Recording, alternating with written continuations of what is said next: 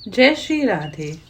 भगवान श्री कृष्ण के मित्र सुदामा की गरीबी की कहानी तो आपने ज़रूर पढ़ी या सुनी होगी। इसके पीछे सुदामा की बेईमानी की कथा भी काफ़ी प्रचलित है। मगर सुदामा की बेईमानी के पीछे गहरा रहस्य छुपा था, जिसे सिर्फ श्री कृष्ण ही जानते थे। इसीलिए श्री कृष्ण ने अपने मित्र की सहायता की और उन्हें धनवान बना दिया। दरअसल सुदामा जी की गरीब होने के पीछे की वजह श्री कृष्ण के प्रति उनकी परम मित्रता ही थी। जानिए कैसे। एक गरीब निर्धन ब्राह्मणी प्रभु वासुदेव का नाम जपकर और भिक्षा में मिले अनाज को खाकर अपना जीवन यापन करती थी। एक वक्त ऐसा आया कि उसे 5 दिन तक भिक्षा नहीं मिली। वह रोजाना सुबह प्रभु का नाम लेकर पानी पीती और सो जाती। छठे दिन उसे दान में कुछ चने मिले। रात में वह चने सिरहाने पर रखकर सो गई। अगले दिन भगवान का भोग लगाकर चने खाऊंगी सोचा। रात में उसकी कुटिया में चोर आए और चने को सोने की मोहर समझकर चुराने लगे। आवाज सुनकर ब्राह्मणी जाग गई और शोर मचाने लगी। उसकी आवाज सुनकर गांव वाले चोर को पकड़ने के लिए भागे तो चोर सांदीपनी मुनि के आश्रम में छिप गए। संदीपनी मुनि के आश्रम में ही श्री कृष्ण और सुदामा उन दिनों शिक्षा ग्रहण कर रहे थे। गांव वालों को अपनी ओर आता देख चोर हड़बड़ा गए और चने की पोटली वहीं आश्रम में छोड़ के भागे। अगले दिन गुरु माता को वह चने की पोटली मिली।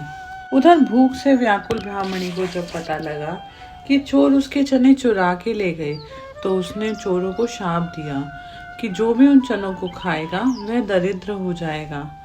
कृष्ण और सुदामा रोजाना ही जंगल जाते थे लकड़ी लेने।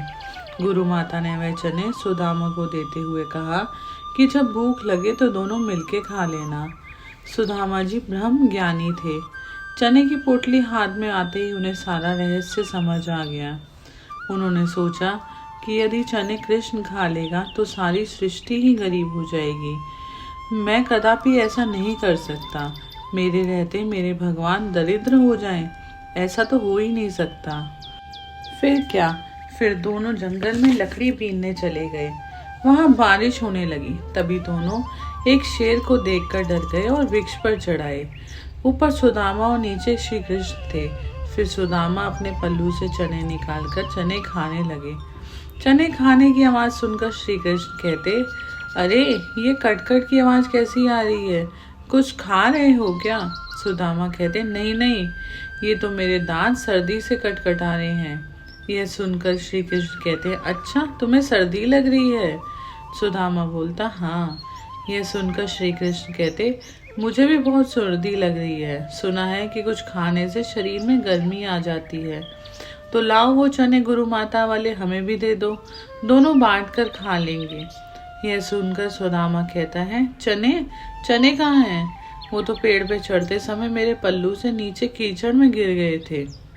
यह सुनकर श्री कृष्ण समझ जाते हैं कि सुदामा मुझसे कुछ छुपा रहा है। गुरुकुल में शिक्षा पूरी होने के बाद श्री कृष्ण और सुदामा अपने अपने घरों को वापस चले गए। ब्राह्मण सुदामा वेद पाठ के बाद भिक्षाटन से जीवन यापन करने लगा और श्री कृष्ण राजनीतिक के बन द्वारकाधीश बन गए। शाप के कारण सुदामा बेहद विपन्नता में जीवन व्यतीत करने लगा। एक दिन उसकी पत्नी ने कहा कि वह अपने मित्र द्वारकाधीश श्री कृष्ण से सहायता मांगे। पत्नी के जोर देने पर इच्छा के विपरीत सुदामा श्री कृष्ण से मिलने पहुंच गए।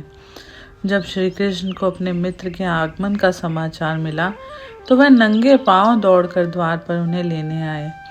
सुदामा की दीन अवस्था देख श्री कृष्ण इतने भावुक हो गए कि उनकी आंखों से आंसू बहने लगे और उसी जल से सुदामा के चरण धुलने लगे। कृष्ण ने उनसे पूछा कि मित्र, तुम मेरे लिए क्या लाए हो? भाभी ने जरूर मेरे लिए कुछ भेजा होगा। सकुचाते हुए सुदामा ने पत्नी द्वारा दी गई चावलों की पोटली आगे कर दी। श्री कृष्ण ने वह पोटली प्रसन्नता के साथ सुदामा के हाथ से ले ली और एक के बाद एक उसमें से 2 मुट्ठी चावल खा लिए। इस प्रक्रिया के साथ साथ 2 लोग की संपत्ति सुदामा के नाम कर दी। जैसे ही तीसरी मुट्ठी चावल खाने को श्री कृष्ण तत्पर हुए तो उनकी पटनानी रुक्मणी ने उनका हाथ थाम लिया। सभी लोग विस्मय से रुक्मणी जी को देखने लगे कि आखिर उन्होंने ऐसा क्यों किया। तब रुक्मिणी ने कहा, प्रभु आपने 2 मुट्ठी में 2 लोग तो दे दिए, अब तीसरा मत कर दीजिए, वरना हम सब और आपकी प्रजा कहाँ जाएंगे। इस पर कृष्ण रुक गए। भगवान कृष्ण सुदामा को महल में ले गए। सांदीपानी ऋषि के गुरुकुल के दिनों को याद कर रहे थे। जब सोने की थाली में भगवान ने उन्हें भोजन परोसा तो सुदामा का दिल भर आया। उन्हें याद आया कि घर पर बच्चों को पूरा पेट खाना भी नहीं मिल रहा। सुदामा वहाँ 2 दिन रहे पर कृष्ण से कुछ न मांग सके। तीसरे दिन वापस घर जाने के लिए निकले। कृष्ण सुदामा के गले लगे और उन्हें थोड़ी दूर तक छोड़ने गए। घर जाते हुए सुदामा को विचार आया, घर पर पत्नी पूछेगी तो क्या लाया, तो मैं क्या जवाब दूंगा। जब वह घर पहुंचे तो उन्हें अपनी झोपड़ी नजर नहीं आई। उतने में ही एक सुंदर महल से उनकी पत्नी बाहर आती दिखी। उसने सुंदर कपड़े पहने थे और बच्चे भी बहुत सुंदर लग रहे थे।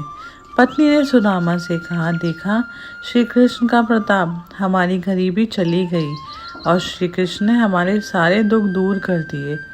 सुदामा को कृष्ण का प्रेम याद आ गया। उनकी आंखों में खुशी के आंसू भर आए।